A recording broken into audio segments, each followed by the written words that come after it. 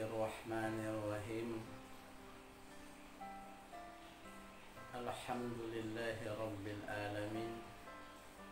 Wassalatu wassalamu ala asrafil anbiya'i wal mursalin Sayyidina wa maulana Muhammadin wa ala alihi wa sahbihi ajma'in, amma ba'du. Ma'asyiral muslimin yang dimuliakan Allah Subhanahu wa ta'ala, saudara-saudaraku yang berbahagia, mulai dari ujung pulau Papua sampai kepada ujung pulau Sumatera. Alhamdulillah, di kesempatan yang indah kita kembali bersua, walaupun itu hanya sekilas pandang. Tapi mudah-mudahan pertemuan kita kali ini membawa berkah dan rahmat dari Allah Subhanahu wa ta'ala, sehingga berkah itu kita bawa kelak untuk menuju perjalanan panjang menuju ke hadirat Allah Subhanahu wa ta'ala. Salawat dan taslim pada junjungan tercinta Al-Mustafa Muhammad Rasulullah Sallallahu Alaihi Wasallam, yang perjalanan hidupnya merupakan lautan yang luas membentang, yang di dalamnya terdapat kebeningan dan kebiruan. Di sana tersimpan pesona alami dan abadi, tiada bosan mata memandang, tiada jenuh hati yang menikmati, karena sosok beliau adalah pesona sepanjang masa.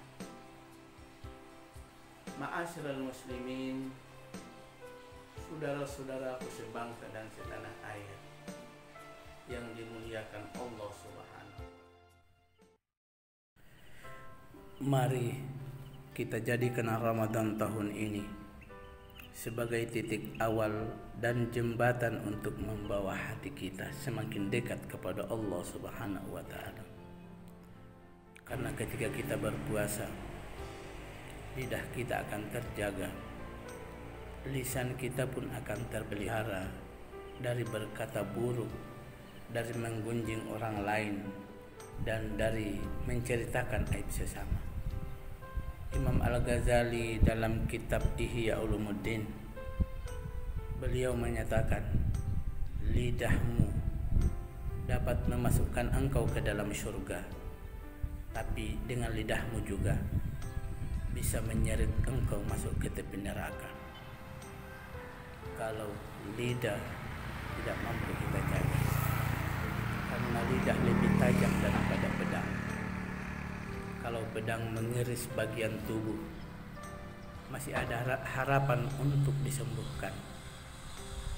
Tapi kalau lidah dan lisan melukai hati seseorang, maka ia akan membekas, ia akan menembus sampai ke pangkal hati, sehingga kita diwajibkan untuk melaksanakan ibadah puasa agar terhindar dari semua maksiat-maksiat itu, baik maksiat mata, baik maksiat mulut, baik maksiat telinga, maupun maksiat hati.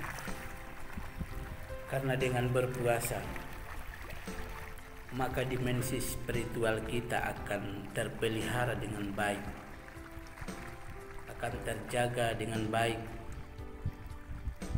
sehingga Rasulullah Sallallahu Alaihi Wasallam bersabda,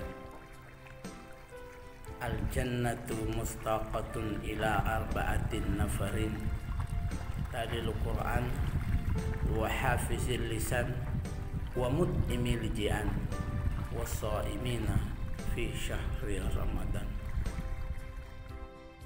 Dimensi spiritual kita terjaga, sehingga surga rindu kepada 4 golongan manusia. Golongan yang pertama adalah orang yang membaca Al-Quran. Al-Quran kalau kita jadikan sebagai alat dimensi kehidupan ini, maka kita akan terpelihara. Al-Quran kita mau apakan saja bernilai ibadah. Kita mau baca di pagi hari bernilai ibadah.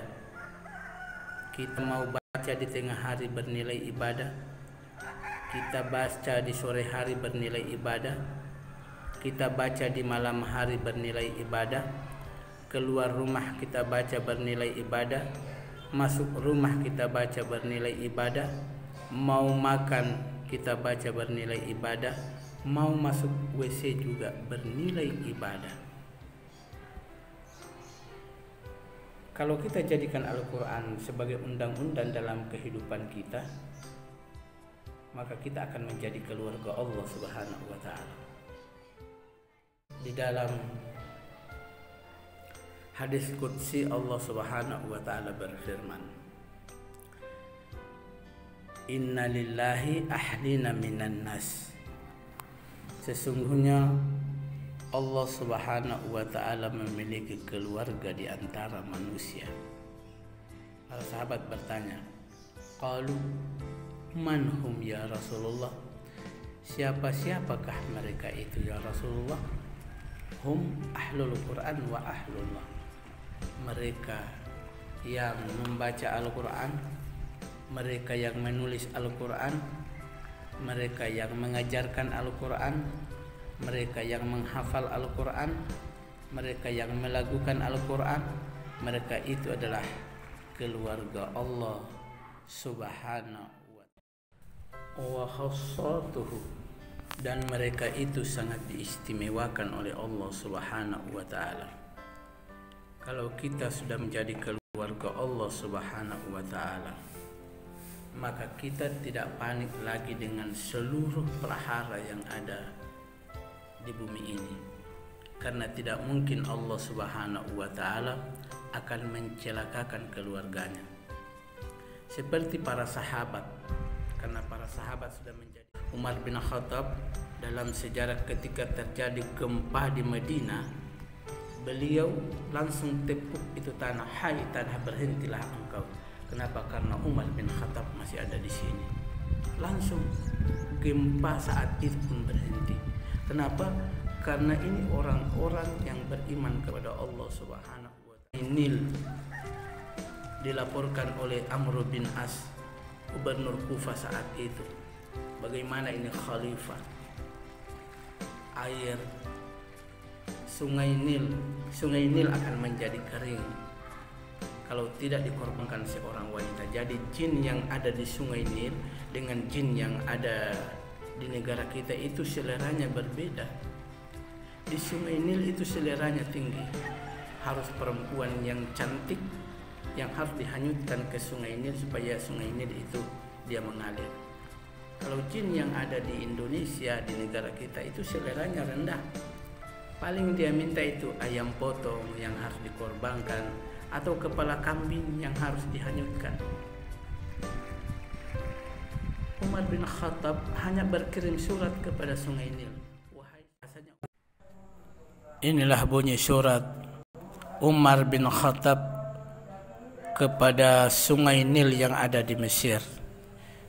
Wahai Sungai Nil, penduduk Mesir, jika kamu mengalir karena dirimu sendiri, maka jangan mengalir. Namun jika Allah yang Maha Esa dan Maha Perkasa yang mengalirkanmu, maka kami mohon kepada Allah yang Maha Esa dan Maha Perkasa untuk membuatmu mengalir. Inilah surat keramat Umar bin Khattab, dan inilah kelebihan dan kedekatan mereka kepada Allah Subhanahu wa Ta'ala. Seakan-akan seluruh isi bumi ini tunduk kepada mereka. Maka dengan melaksanakan ibadah puasa, kita bukan lagi makhluk perasa, tapi kita dapat merasakan bagaimana derita saudara-saudara kita yang masih sekitar 25 juta orang berada di bawah garis kemiskinan. Maka di bulan suci Ramadan ini, gerakan zakat, infak dan sedekah itu sangat penting agar kita dapat membendung air mata kesedihan mereka sebentar nanti. Apalagi dengan adanya kepungan virus COVID-19 ini yang telah memporak-porandakan semua dimensi kehidupan kita, maka tidak menutup kemungkinan yang tadinya berada di bawah garis kemiskinan maka akan termutasi menjadi termiskin. Itu agar kita selamat dari semua belenggu ini, dari semua prahara ini, baik itu gempa bumi, tanah longsor, kebakaran hutan, tiupan angin, serangan nyamuk dengan demam berdarahnya, lalat dengan serangan muntabernya, virus corona. Maka hanya ada satu tempat pelarian, yaitu kita lari kepada Allah Subhanahu wa Ta'ala, karena hanya Dia tempat memohon, hanya Dia tempat berlindung dari segala bencana. Juga kita taat kepada pesan-pesan dokter yang telah berjuang di garis terdepan. Mereka telah mengisolasi diri, jauh dari keluarga, jauh dari anak.